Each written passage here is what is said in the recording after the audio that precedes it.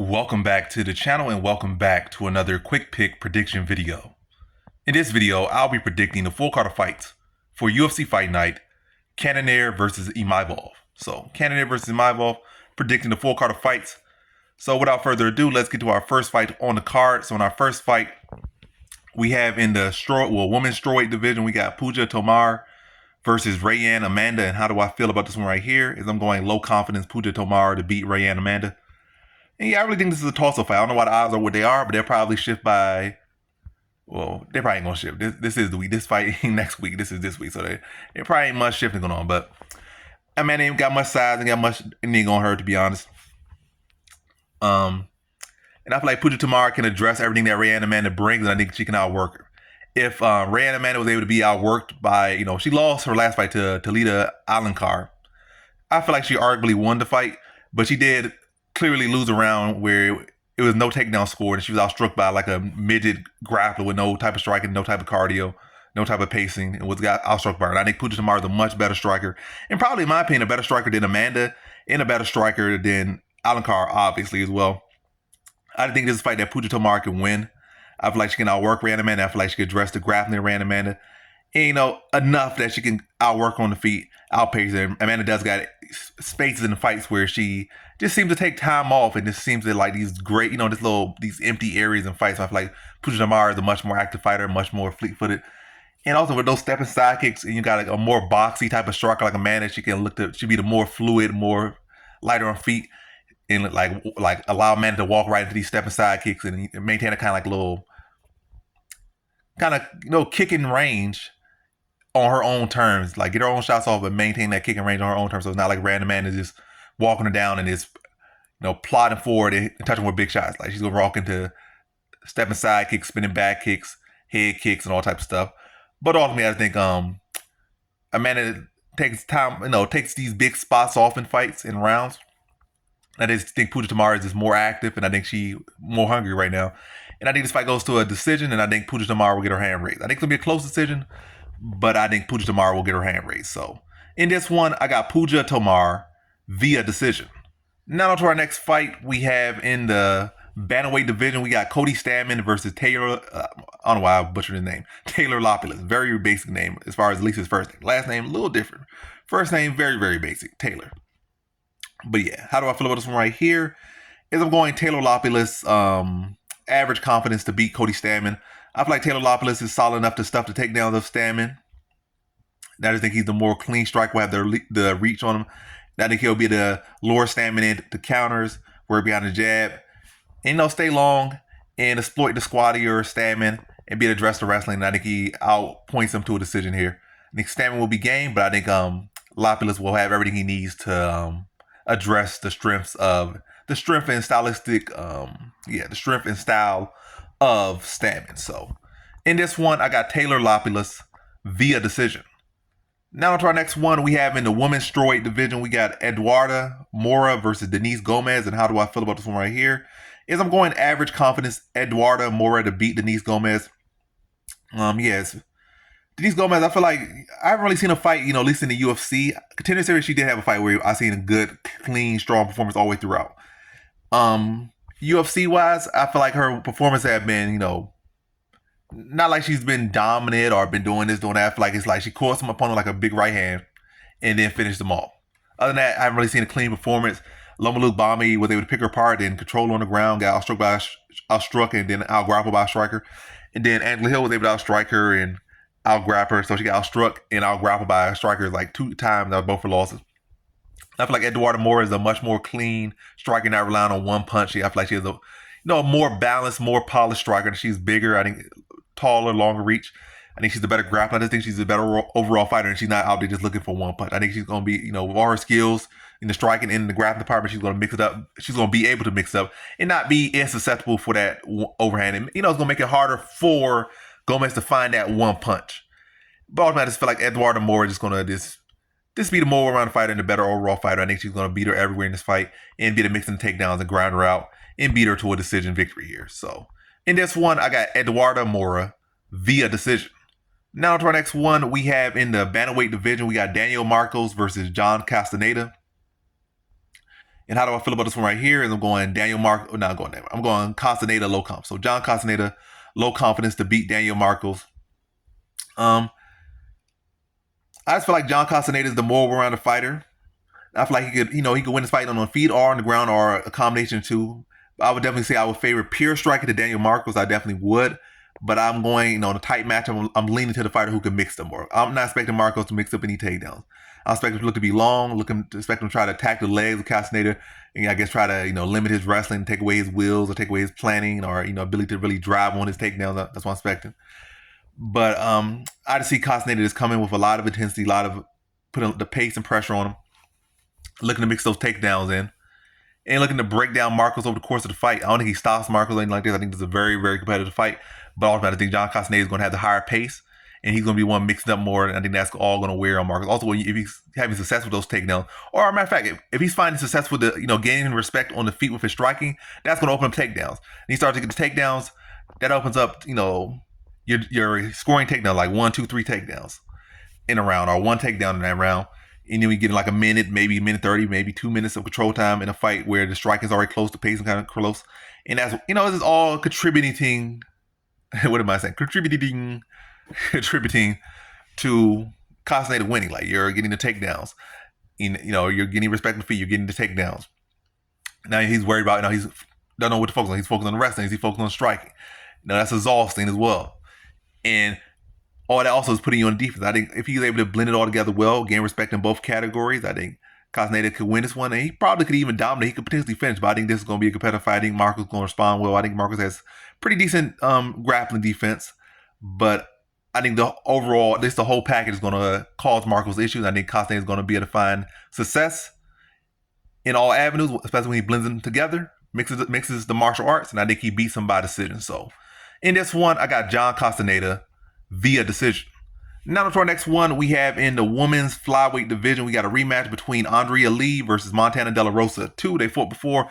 Andrea Lee won a close decision in their last fight, 5 years ago. And I'm predicting Andrea Lee to win again. I'm going to say, I don't know why I say lower average. Well, let's go low. Low confidence, Andrea Lee to beat Montana De La Rosa. I think Montana De La Rosa's wrestling could be an issue as it was in the first fight. Andrea Lee has been wrestled a couple fights. But again, she did pretty well to beat her the first time, and I think she'll do well to beat her again the second time. Probably could even finish her. But I'm going to go to another, similar fight to the last one. Montana De La Rosa, doing well with the wrestling, but Andrea Lee being able to defend pretty well. She's going to give us some takedowns, but I feel like she's going to be able to work back to her feet, and on the feet, she's going to be able to land more damaging shots. And also, this current trend of judging, for the most part, it's been inconsistent, but I think it's been leaning more so to, if you aren't really doing much with your ground and pound, if you're just holding them down and your opponent's able to get up, get like 2 minutes on the feet at least, and, land some good shots or land some real effective shots even. Maybe it's on the feet for a minute that round, and is able to, hurt you in that round. They win the round. Not even drop you, but it's just enough to, sway the judges. They can win the round off that. So I'm not saying she has to do that, but I feel like she's going to be able to get 3 minutes, at least 3 minutes around on the feet. I don't feel like she'll get taken down and held down the whole round. I don't see that happening. And I also don't feel like Montana De La Rosa's striking is not really there. I feel like if Montana De La Rosa will really want to have success with her wrestling, her striking had to be further along where she could hurt Andrea Lee or gain respect. Then the takedown start to open up. But just purely off wrestling, I think Andrea Lee is going to be able to do well to, address the wrestling of De La Rosa to the degree she needs to, that she will be able to, be able to get her work off in every round with the striking. Do I say she's going to shut her out on the scorecards? I don't think so, but I do think she's going to be able to win 2 rounds clear, I think. 2 rounds clear, maybe one close round that's going to go the other way. But 2 clear rounds, no controversy, win a decision over Montana De La Rosa by addressing the wrestling enough and being a more effective striker, dealing more damage over the 3 rounds. So in this one, I got Andrea Lee via decision. Now to our next one. Let me see. What is this thing moving? I don't want to move. All right, now to our next one. We got in the bantamweight division. We got Brad Katona versus Jesse Butler in the bantamweight division. How do I feel about this one right here? I'm going average confidence Brad Katona to beat Jesse Butler.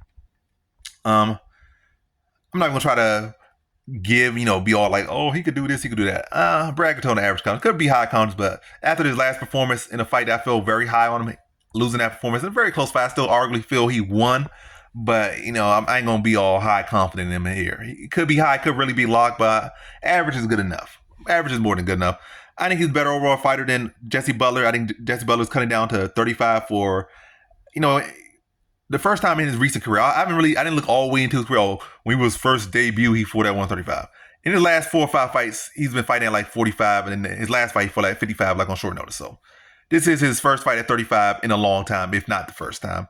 He's going to be a pretty big bantamweight, pretty long bantamweight. I think that's going to affect him coming down to his weight class. And it's not like he's coming out here fighting a scrub. He's coming out here fighting a very solid fighter who arguably won his last fight, not just some guy that's on the way out or on the way in. He's fighting a guy that's already been established, already a 2-time Ultimate Fighter winner, still pretty young, still like right in his prime. Got to go Brad Katona here, average confidence. I feel like he's a better overall fighter in every area. And I feel like the cutting down ain't going to really help Brad Butler. I feel like that's going to affect his gas tank, probably affect his durability, probably leave him susceptible to getting finished, especially after getting worn down. And I just think Brad Katona's going to do what Brad Katona type performance, but probably a little bit more dominant. Just push the pace on the feet, mixing takedowns, break Butler down over the course of the fight. And he also probably really going to be looking for, I already said decision here, my quick pick. But he probably going to be looking for a finish here after how his last fight went. He's like, I can't afford to let this fight go to decision. I'm going to be able to put this guy away. And I really don't think Butler is necessarily on his level. But we shall see. But I'm already said decision. I just think Brad Katona is going to beat him everywhere, break him down, mixing the takedowns. And that size probably going to be an issue for maybe like a round, maybe half a round. But eventually he's going to start to be against him because he's going to be draining himself to make this weight class. He's going to be tired. And he's going to go in there with a guy who is a solid fighter everywhere. He's a very experienced fighter because he got fights that you can't even put on his record. He got like 6-7 fights from the Ultimate Fighter. So he really got he's really like what, 20-3? Probably really 20-2 because he won his last fight. But yeah, I think he's going to be too much. And that size ultimately going to end up working against him when he started to get tired and, sucked out from already making his weight. Then the guy with that pushes such a crazy pace on you, and it's constantly in your face, not giving you a place to breathe. It's going to break him down and wear him down and dominate him over 3 rounds. So in this one, I got Brad Katona via decision. Now to our next fight we have in the welterweight division. We got Charles Radtke versus Carlos Prates. And how do I feel about this one right here?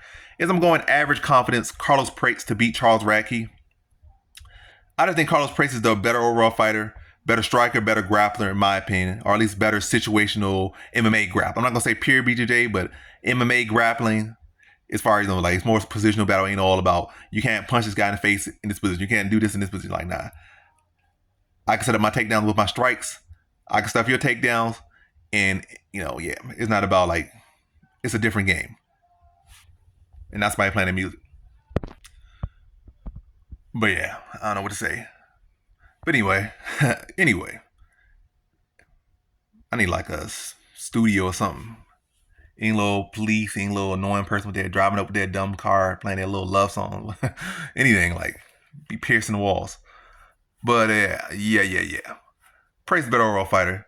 Praised by a 2nd round TKO. That's the prediction. But yeah, I think the biggest issue with Praise, I didn't think he has to respect Radtke. Radtke's a solid fighter. I'm not overlooking him by any means. That's what I'm saying. After I ain't gonna lock it up.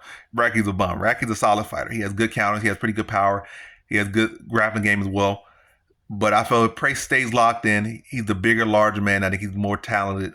And I think he'll be able to break Radtke down and put him away in the 2nd round. But he got to respect him. If he comes out there just trying to run him over, he might get caught with a check hook, get slept. But respect him. I think he beats him everywhere, and I think he puts him away in the 2nd round. So in this one, I got Carlos Prates via 2nd round TKO.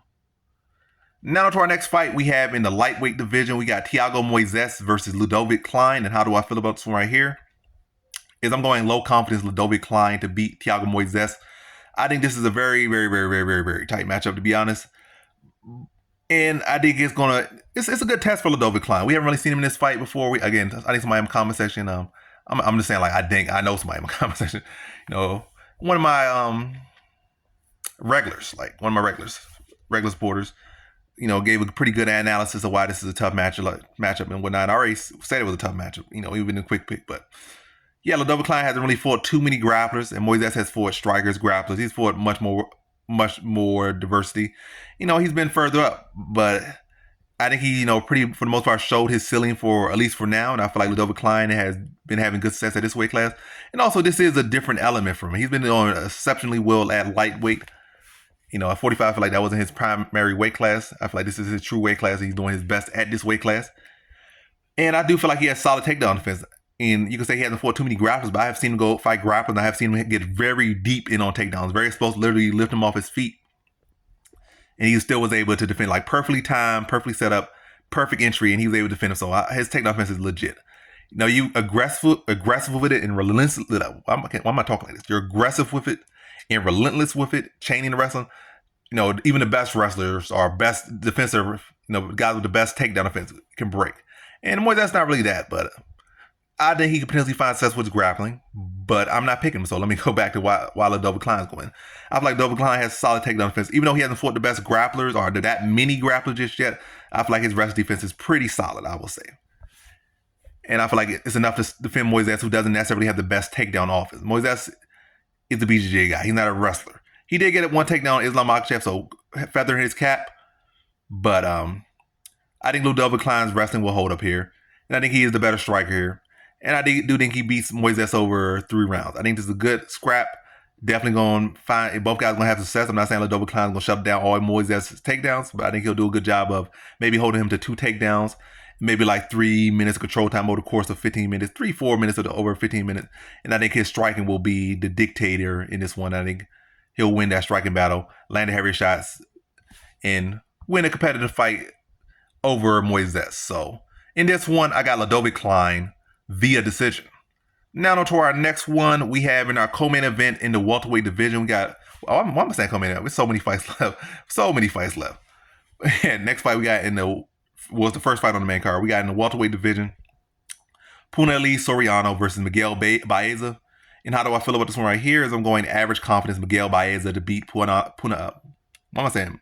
What am I saying? You saying Punani? Punahele Soriano. But I'm going average confidence Miguel Baeza to beat Punahele Soriano.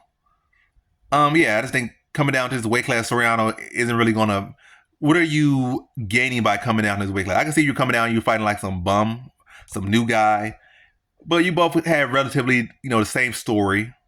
You guys came with a lot of hype, a lot of promise, but then that promise, wasn't promised. Like y'all didn't live up to the hype, and now y'all both trying to find whichever way to revive your career. You're coming down.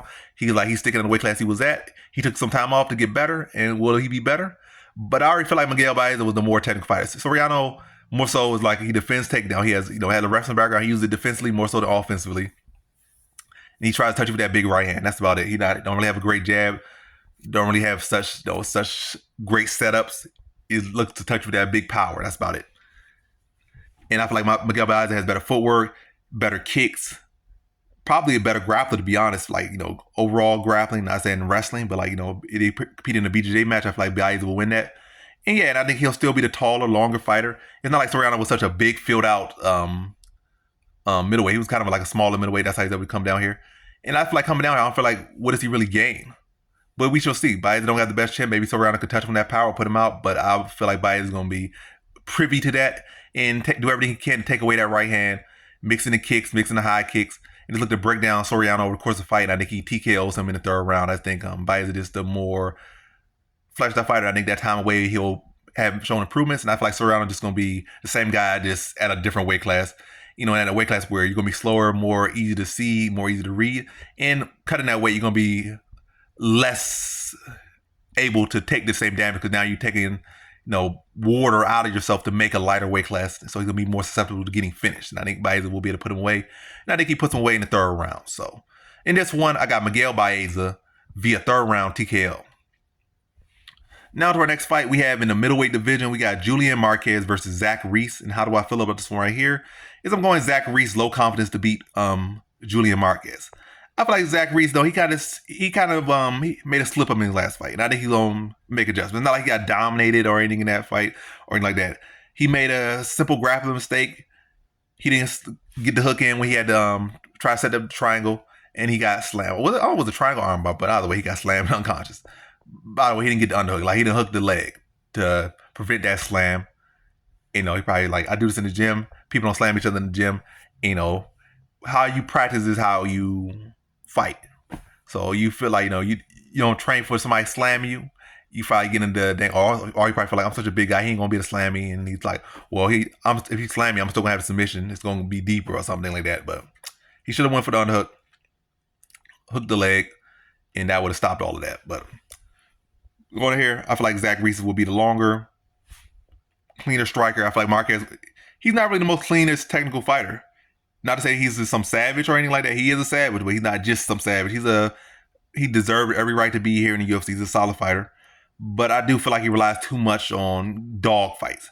And I feel like Zach Reese can exploit that and not play his fights and just look to use his length, counter him, and beat him to a decision. I think it's gonna be definitely a gritty fight, but I think Zach Reese is gonna be able to use his length and exploit the fact that Marquez has a very predictable approach to fighting, and use that against him to beat him by decision here. So in Zach Reese. So in this one, I got Zach Reese via decision. This video has been all rough, all kinds of rough, but we just keep on rolling. That's all you can do in life. You just keep on rolling. But on to the next one. We got in the middleweight division, we got Bruno Ferreira versus Dustin Stoltzfus. And how do I feel about this one right here? Is I'm going average confidence Bruno Ferreira to beat Dustin Stoltzfus. I think Stoltzfus is a solid guy. He's a scrappy fighter. But I think Bruno Ferreira is better everywhere. I think he's the better striker. I think he's the better submission grappler. I think he's a stronger fighter. I think he's more explosive, etc. However you can say it. But Bruno Ferreira definitely got to respect Stoltzfus. If he come out there guns a-blazing, he could be countered. If he comes out there guns a-blazing and Stoltzfus is still there, he could be gassed and tapped out.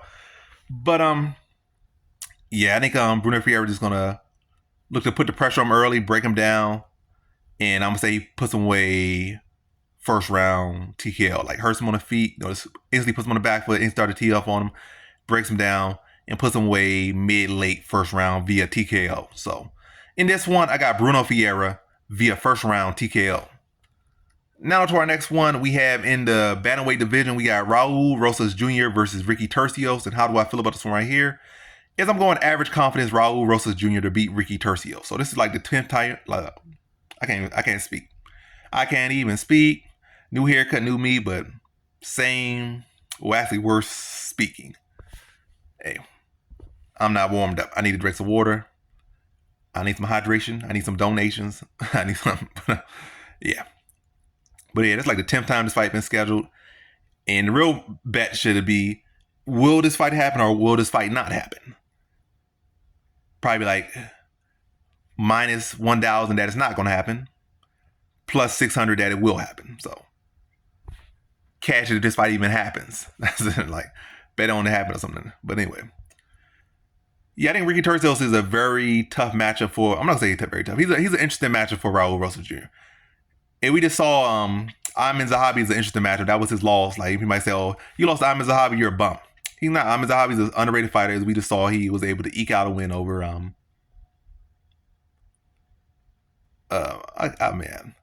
I'm forgetting these people's name. But anyway, he was able to eke out a decision over a very good prospect. So in reality, he has 2 wins over a very good prospect. Maybe 3 wins. Matter of fact, he had like 3 wins over, 2 wins over a very good prospect and then one fighter who was supposed to be a very good prospect. Ayman Zahabi has wins. So Zahabi, he's a fighter that, has a lot of experience and he can make tough fights. And Rosas Jr. in this one, back to these guys, Turcios might not be the most textbook, the most textbook technical fighter, but he does push a good pace. He is well-rounded enough. He's not a guy that, I'm just go out there and walk and knock this guy out. He's just so easy to knock out. Or this guy can just take down and tap out. Now, Turcios going to make you work for everything you got to do for him. And it's not like Rosas Jr. is like this experienced fighter like Zahabi. Zahabi has like really like 90 years worth of fighting experience. His brother, he's absorbed knowledge from his brother. He's been fighting for a long time. He's been around, the sport for a long time. Rosas Jr. is only 19, 20, probably not even 20 yet. So he's a talented fighter. He has a high ceiling, but he's still, at the end of the day, a very green young fighter. And that type of fighter can be very much pushed or drawn into a Turcios type fight. So this could easily be a fight that could, go either way. Dog fight that just comes down to the wire. And even at the end of it, like, we don't know who won. Coin flip, who wins this fight? That's why it's a tough matchup. But I'm going to lean into the Rosas Jr. I feel like he has a higher ceiling. I feel like he's the bigger, stronger fighter. He is younger. That's a concern. He's still in that Gerber baby range. That's a concern. But I think he'll be able to probably be a little bit more physical, a little bit stronger in the grappling exchanges against Turcios and probably land a heavy shot. I feel like Turcios don't really pack too much power. He's a volume fighter, but he's not really a big heavy hitter. I feel like Rosas Jr., even despite being in Gerber baby age, I feel like he packs a good punch. And I feel like he's coming along well. And I think he'll be able to land the heavier shots. I think he'll be able to win the grappling exchanges, but a very, very scrappy fight. I think Turcios probably going to have the higher pace, but Rosas Jr. is going to have the control time, and I think he's going to land the heavier shots. And that's going to lead to him getting his hand raised over Turcios. So in this one, I got Rosas Jr. via decision. Now to our next one, we have in the co-main event, in the light heavyweight division, we got Dominic Reyes versus Dustin Jacoby. And how do I feel about this one right here is I'm going, I think I went low, but hey, whatever. Average confidence, Dustin Jacoby to beat Dominic Reyes. I just think Dominic Reyes is like, he's on a bad trend right now. And somebody would say, oh, Dustin Jacoby hasn't fought the same level or whatnot, which is true. Or Jacoby has lost, like 3 of his last 4, but 3 of his last 4 have been pretty close. He arguably beat Khalil Roundtree. Khalil Roundtree just got, the lucky coin flip. They gave it to Khalil Roundtree. Close fight, kind of close, but I feel like Jacoby clearly won it. And they gave it to Khalil Roundtree. Azat Murzakanov, I think he argued, I'm not saying arguably, he lost that one. A little bit competitive here and there, but clear winner for Azmat Murzakanov. But it was definitely not this domination or anything like that. And that's an undefeated fighter. And then lastly, Alonzo Minifield. Probably a little bit of bad loss, probably. But he was picking apart Minifield for like 90% of that fight. Minifield just was able to land these big shots at times that shifted the course of the fight. So his 3 losses really ain't that bad. Whereas Reyes has, lost like his last 4 or something. And they all have, the John Jones fight was the fight, he arguably won, but a loss nonetheless. Got destroyed by Blachowicz. Had his moments against Prochazka, but then got brutally, that's probably the worst. Matter of fact, that is the worst loss of his whole career. He got knocked out and then fell on his head, like his head planted, like spiked when he got knocked out. Neck bent and popped back out. Like it was crazy. And then his last one, that was pretty brutal too. I think both of those losses were more brutal than Blachowicz. Blachowicz like dogged him, but I think he took way more damage against Prochazka and I would say Spann. But nonetheless. Yeah, I just feel like to get to the point on this prediction, I feel like Reyes does pretty well against wrestlers. But when he fights other strikers, especially strikers with power, I just feel like he just doesn't have the options. And then also like he's been a good defensive wrestler, but he hasn't really shown great offensive wrestling. If he gets you to the ground, he has some pretty solid BJJ. I think he had like a brown belt in BJJ, but I just feel like his offensive wrestling is not that solid. And I can't really expect it to be all that great in this one. And as far as his offensive striking, I feel like his offensive striking is all that great or ever been that great. I feel like he's been a good counterpuncher. He deals well when he's dealing with like a shorter guy trying to come in on him because he could counter them. And he could use his teeps. When he was dealing with a guy his size and not like, at the end of the career, he has issues. And I feel like Jacoby is going to be able to blast in the body with kicks. I feel like Reyes doesn't do a good job of of defending kicks to his body, especially when it's on the end of a combination. Like a lot of times he just kind of just back up straight and leave his body wide open for kicks. And I feel like Jacoby can like literally like bludgeon his body with kicks in the combinations. I feel like Jacoby has the power to hurt him going forward or going back.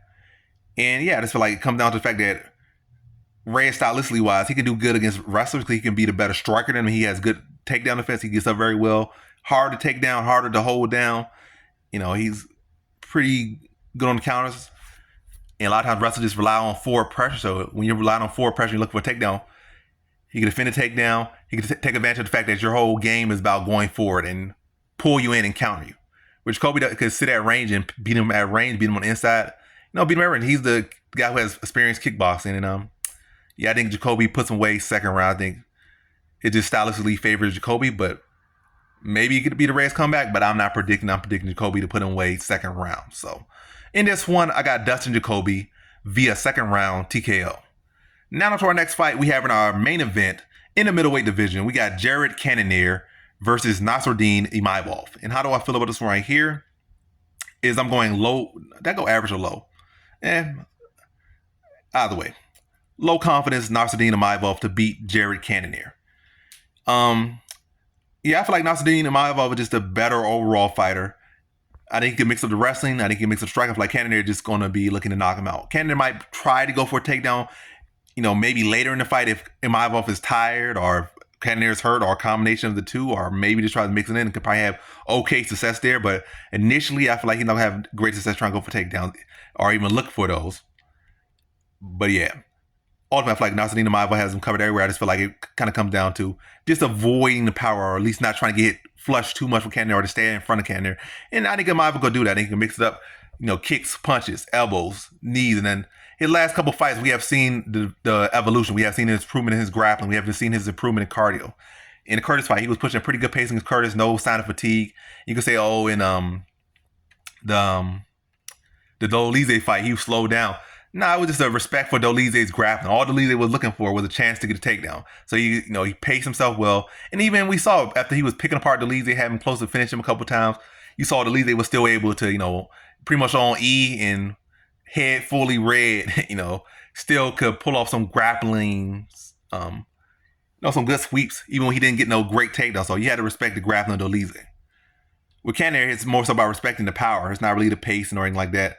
And you do got to respect his experience and his ability to go 5 rounds and stay strong for 5 rounds, but it's not like he has such a crazy pace and not like he's such a crazy forward pressure guy.